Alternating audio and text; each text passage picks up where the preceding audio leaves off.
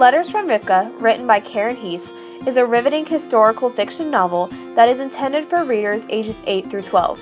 It is a story told from the eyes of a 12-year-old Russian Jew who is determined to reach freedom. She and her family are escaping to America and leaving the only world they have ever known. The setting of this story is 1919, a time where Jews were being persecuted left and right. World War I had officially ended, but that did not mean the taunting and harassing ended for the people. What was now underway was the Russian Revolution or the Russian Civil War. The dates for this war are unclear, but the general consensus of when this war took place is between the years of 1917 and 1921. This was a war for power, an act to gain control of Russia fought by many different Russian groups, but specifically against the Red and White armies.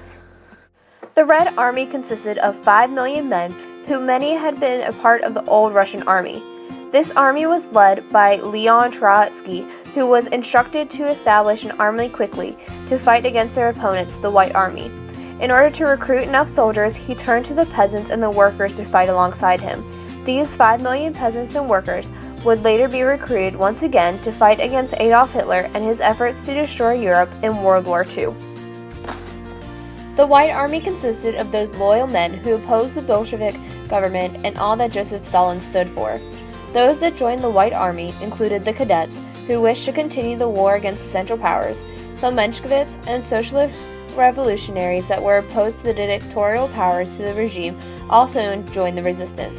Others who joined include landowners who had lost their estates, factory owners who had their property nationalized, devout members of the Russian Orthodox Church who opposed the government's atheism, and socialists who wanted to restore the monarchy.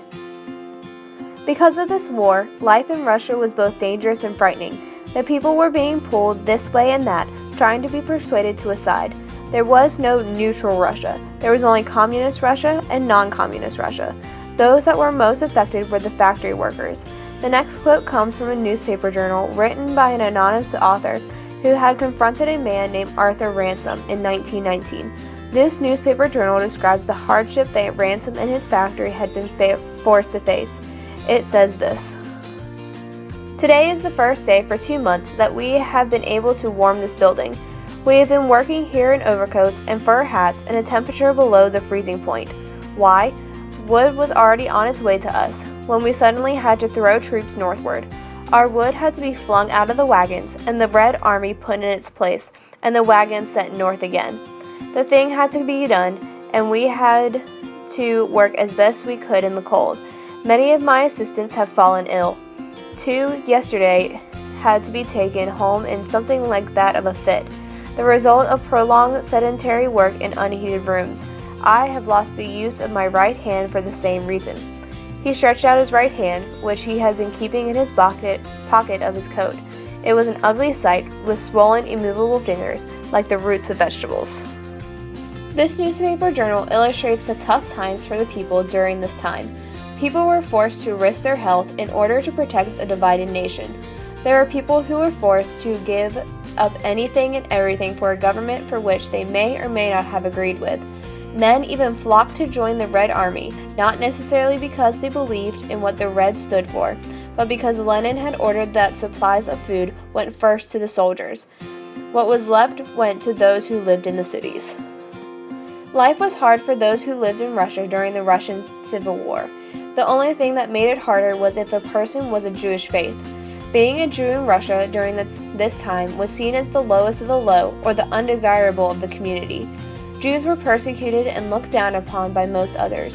Jews were the go-to for blame, and punishment was inflicted upon those of faith without even a hint of remorse.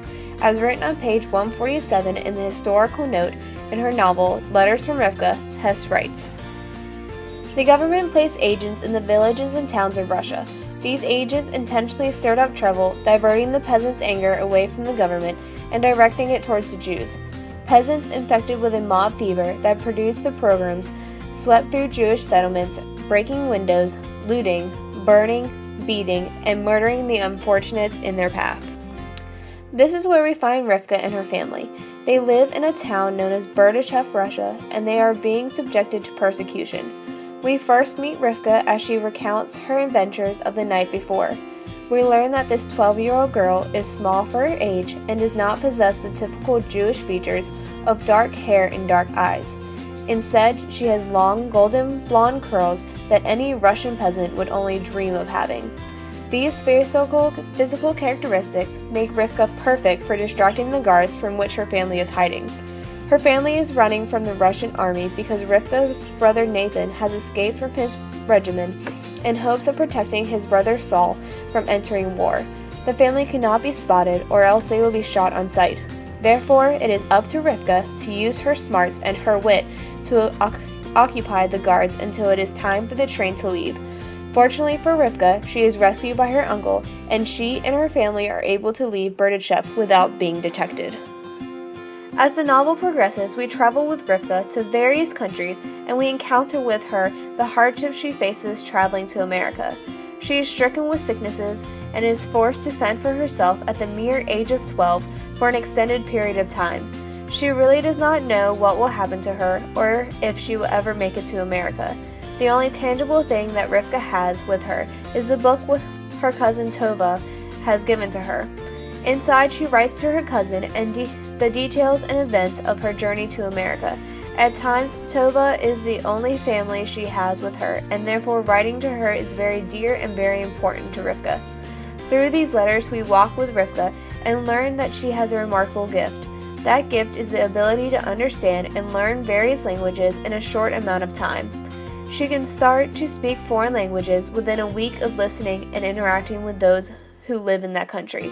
This helps her to make friends easily and quickly. With this gift, eventually provides a safe haven for her to cling to. Karen Heese does a great job of telling an empowering story through the voice of a 12-year-old girl that would captivate any young reader. This story is told with such raw emotion that even though the reader may not relate to the events that Rifka is enduring, they are still able to relate to the emotion she is feeling.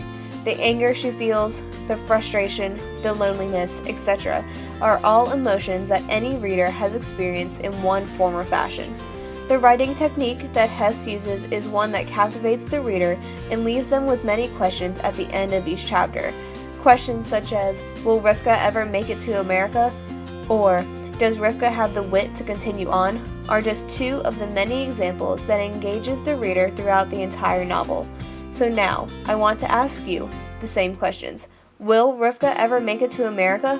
Will she ever be reunited with her family? Will she overcome the sicknesses? Does she have the wit and the courage to continue on? The only way to answer all these questions is for you to read it for yourself. So I ask this one final question. Will you?